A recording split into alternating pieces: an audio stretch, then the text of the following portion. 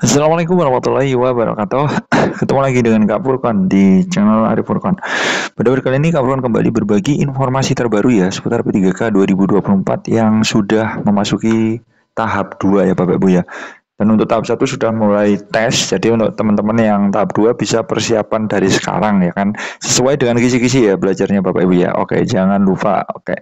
Oke, di sini ada kabar menarik ya kan. Ini 4 Desember 2024, part 1 ya. Ini video pertama Kak Furkan. Di sini ada kabar yang menarik dari jpnn.com ya tentang solusi pemerintah jika misalkan formasi itu tidak ada. Nah, ini ada apa kabar P3K paruh waktu pejabat masih menjadi pertanyaan besar. Nah, ini Selasa kemarin 3 Desember 2024. Jadi perlu diketahui Bapak Ibu ya memang ada suatu kebijakan ya, rencana sih ya kan masih rencana. Jadi nanti kalau teman-teman itu tes ya kan, jadi semua honorer nanti notabene itu akan tes PPPK baik tahap satu maupun tahap 2. Nah, nanti ada yang lulus, ada yang tidak lulus tentunya ya. Ada yang lulus, ada yang tidak lulus atau TL. Nah, nanti TL-nya ini kalau lulus otomatis kan jadi ASN ya kan. Nah, ini lulus otomatis jadi ASN. Lah, yang TL ini juga ASN juga, tapi notabene dia itu paruh waktu. Nah, ini paruh waktu. Tapi ini masih belum jelas ya regulasinya Bapak Ibu ya. Kita tunggu saja. Pokoknya kita nikmati prosesnya. Intinya seperti itu aja sih Bapak Ibu ya. Jadi tidak usah terlalu berpikir katakanlah terlalu pusing ya. Jadi kita nikmati tes ya kan. Nanti ada kebijakan ini kita ngikut aja. Kan seperti itu Bapak Ibu ya. Oke. Ini jpnn.com sumbernya ya dari Jakarta ya Bapak Ibu ya. Jadi di sini memang hingga saat ini masih belum ada kepastian ya Bapak Ibu ya. Jadi tidaknya penerapan konsep dari P3K paruh waktu yang digadang-gadang akan menampung honorer yang gagal seleksi P3K 2024. Nah, ini memang cukup banyak sekali Bapak Ibu ya.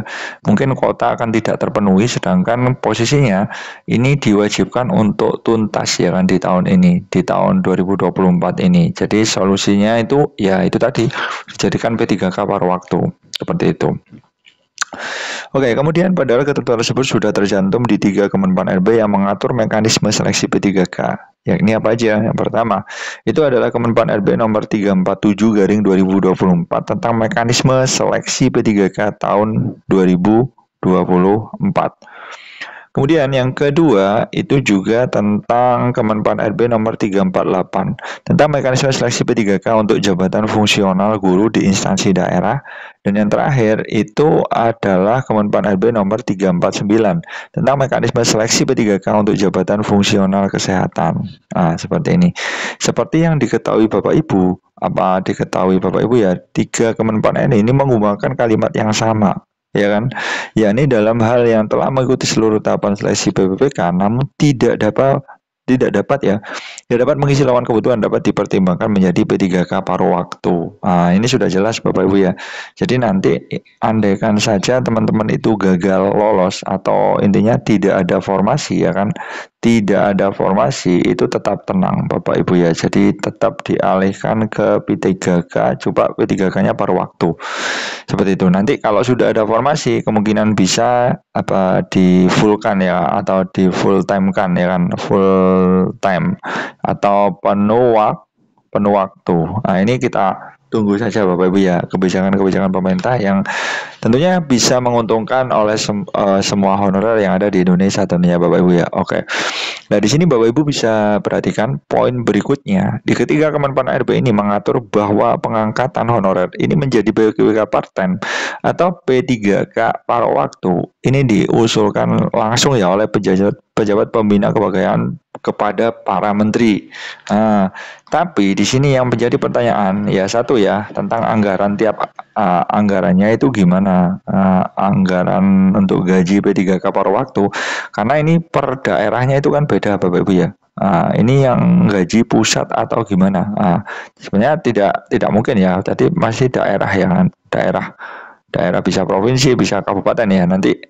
Nah, ini harus ada muncul regulasi yang mengatur ya Bapak Ibu ya. Kalau nggak ada gimana mengaturnya nanti ya, tentang besarnya gaji paruh waktu yang diitukan ya kan, terus diperhitungkan pengalaman kerjanya atau gimana usianya, seperti itu Bapak Ibu ya. Oke, lanjut kita di sini honorer yang tidak lolos menjadi P3K 2024 ya Bapak Ibu ya, kemungkinan akan diusulkan menjadi PPPK part-time atau P3K paruh waktu. Namun di sini memang lanjutnya kebijakan itu menunggu keputusan dari pusat ya, pemerintah pusat yang berwenang untuk mengimplementasikan pengangkatan status tenaga honorer tersebut. Nah, jadi kita tunggu saja kebijakan dari pusat.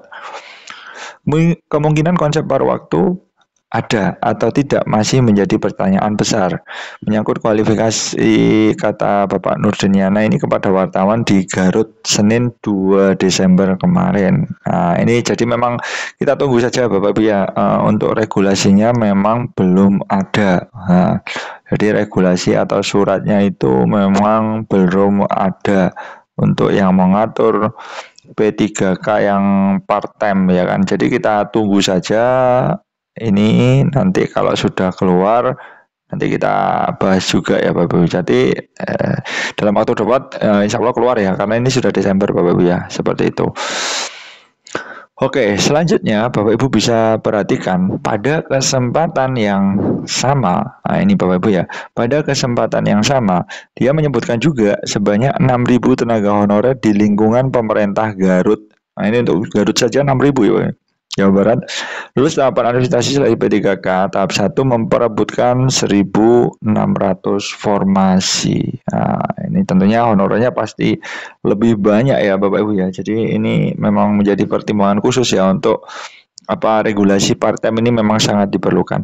Jumlah peserta di 6.000 lebih ya kan, terdiri dari atas tenaga kesehatan, guru dan teknis lainnya. Rekrutmen kita itu ada di angka 1.600.